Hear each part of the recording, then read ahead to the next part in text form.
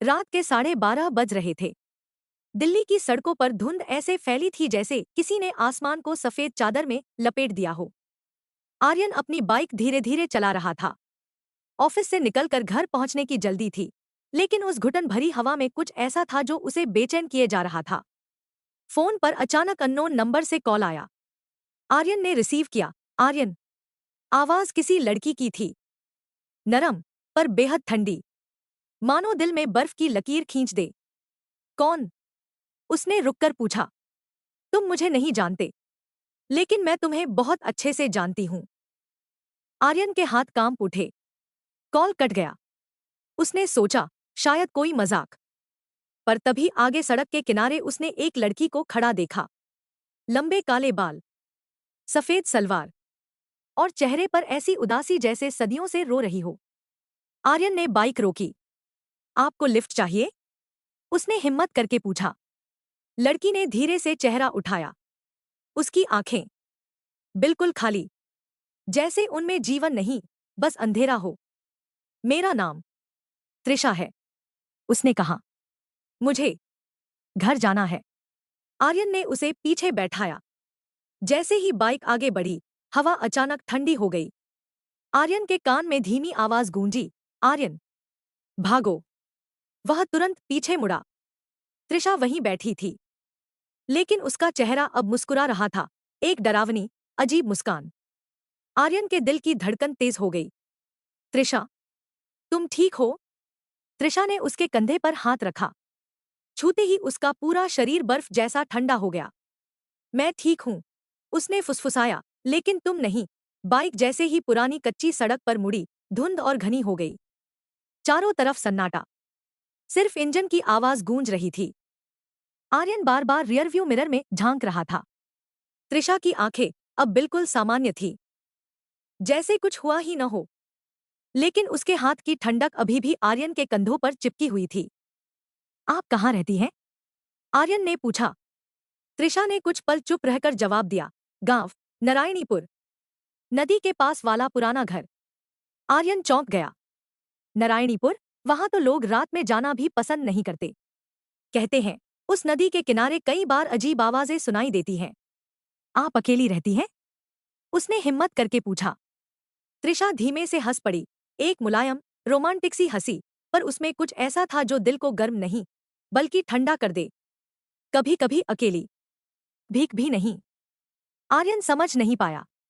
वह लड़की खूबसूरत थी, आकर्षक भी, लेकिन उसके बोलने में एक गहरी पहेली छिपी थी। सड़क पर अचानक एक साया सड़क के बीचों बीच कुछ हिला। आर्यन ने ब्रेक मारे, बाइक फिसलते फिसलते रुकी। सामने एक बूढ़ा आदमी लाठी लेकर खड़ा था, आंखें लाल, चेहरा डरा हुआ। तू उसे क्यों लेकर जा रहा है? वह कांपती आवाज में बोला। आर्यन ने हैरानी से पूछा, किसे? बूढ़ा आगे आया। उसकी नजर सीधे त्रिशा पर पड़ी और वह पीछे हट गया। उसे जाने मत दे। वो तभी त्रिशा शांत स्वर में बोली, बाबा, रास्ते से हट जाइए। उसकी आवाज सुनते ही बूढ़ा आदमी ऐसे कांपा जैसे किसी ने उसकी रूह निचोड़ ली हो। वह लाठी गिराकर भाग गया, जंगल की तरफ। आर्यन डर गया। तुम्हें देखकर वो इतना घबरा क्यों गया? त्रिशा ने धीरे से आर्यन का हाथ पकड़ा। उसके हाथ बेहद कोमल और चौंकाने वाली बात, इस बार बिल्कुल गर्म थे। क्योंकि लोग सच नहीं समझते, उसने करीब आकर कहा। और सच कभी कभी इंसानों को डरा देता है। उसकी आंखें अब गहरी, मोहक, रोमांस से भरी थी। आर्यन एक पल को डर भूल गया। उसे लगा जैसे दुनिया थम गई हो, बस त्रिशा, उसकी खुशबू और वो अजीब सन्नाटा। नदी के किनारे पहुंचकर बाइक रुकी। सामने एक पुराना, टूटा फूटा घर, चारों तरफ घना सन्नाटा और पीछे बहती नदी की गहरी, काली आवाज। त्रिशा ने उतरकर कहा, चलो अंदर आओ। आर्यन हिचकिचाया। इस वक्त घर तो बंद लगता है। त्रिशा मुस्कुराई, मैं दरवाजा खोल दूंगी। वह आगे बढ़ी और बिना चाबी के दरवाजा अपने आप खुल गया। आर्यन का खून सूख गया। उसके पैरों में कंप कंपी। त त्रिशा, तुमने? त्रिशा पलटी। उसकी आंखें अब चमक रही थी। ना रोमांस, ना दर्द, बस एक अनजाना, खतरनाक चमक। आर्यन, वह धीरे से बोली, अब तुम मेरे हो। दरवाजा पीछे से धड़ाम से बंद हो गया। घर के अंदर घुप्पा अंधेरा था। सिर्फ एक पुरानी लालटेन की हल्की सी रोशनी टिमटिमा रही थी। आर्यन ने पहला कदम रखा। फर्श की लकड़ी ऐसी चरमराई जैसे किसी ने उसकी आहट पहचान ली हो। पीछे खड़ी त्रिशा धीरे धीरे उसकी तरफ बढ़ी। उसकी चाल में एक अजीब सी मोहकता थी, जैसे कुछ खींच रहा हो, पकड़ रहा हो। आर्यन खुद को रोक नहीं पा रहा था। तुम डर रहे हो? उसने पूछा। आर्यन ने हिम्मत जुटाकर कहा, नहीं, बस ये जगह। त्रिशा ने उसकी बात बीच में ही काट दी। यह घर मेरे अतीत का हिस्सा है, और अब तुम्हारा भी। उसके शब्द दिल में उतरते चले गए। डर के साथ एक अजीब सा खिंचाव भी था, जैसे उसकी हर बात में जादू घुला हो। दीवार पर लगी तस्वीर। अचानक आर्यन की नजर दीवार पर पड़ी। वहां एक पुरानी सी फ्रेम की हुई फोटो थी। आर्यन नजदीक गया और उसके पैरों तले जमीन खिसक गई। फोटो में त्रिशा थी, लेकिन फोटो पर तारीख थी 2011 और नीचे लिखा था, त्रिशा आर्या मृत। आर्यन ने डरकर पीछे कदम लिया। दिल में घबराहट की लहर उठी। ये क्या है? तुम तो तुम तो जिंदा हो।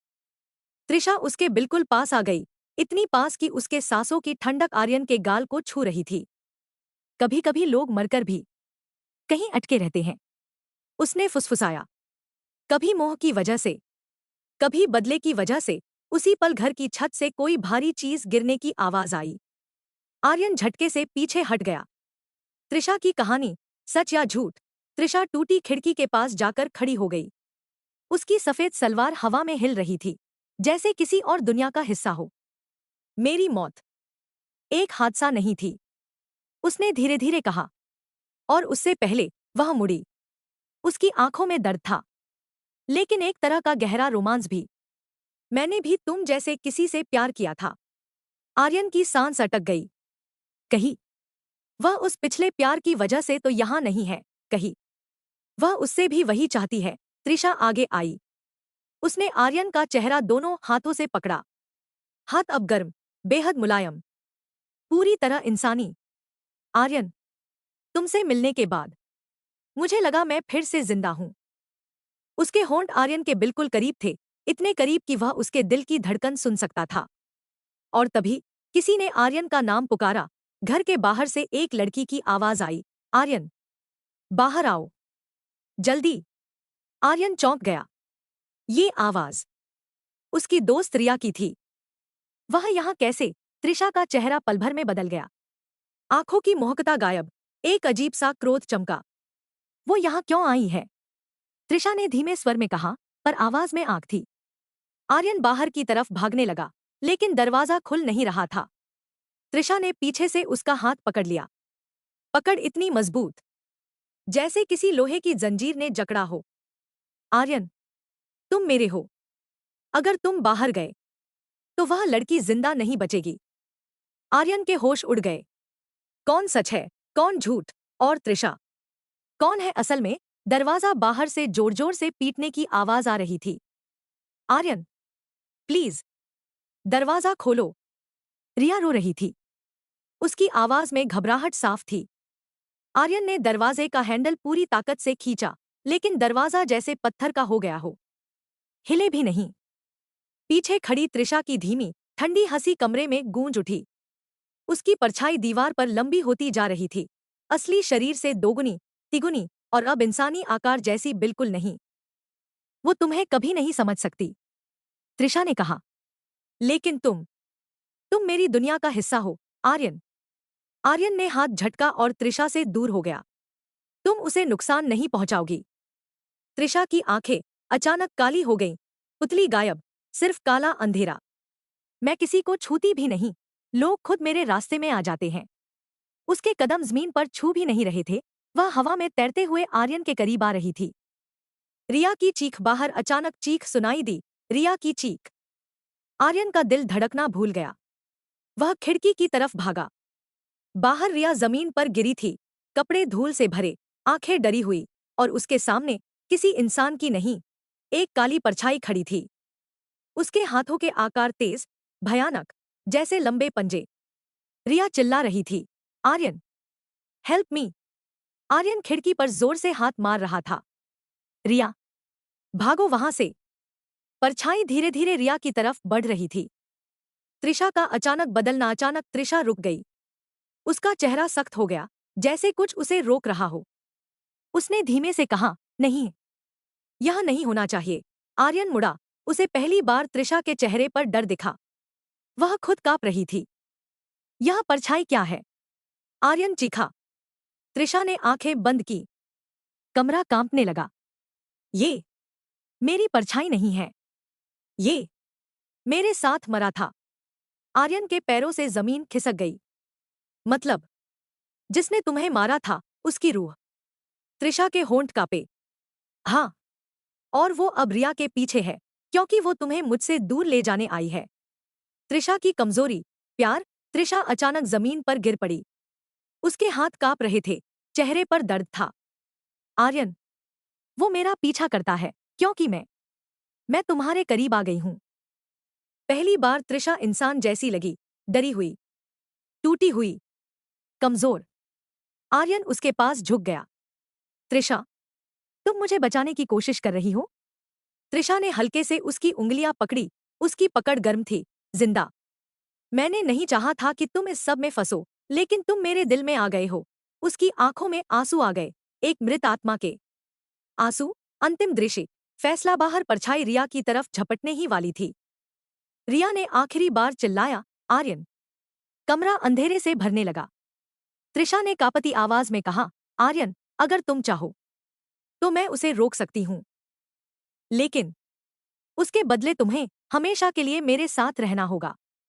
आर्यन का दिल बंदसा हो गया। एक तरफ रिया की जान, दूसरी तरफ त्रिशा की दुनिया, प्यार और अंधेरा। त्रिशा का हाथ आगे बढ़ा। आर्यन, क्या तुम तेरे नेम बनोगे?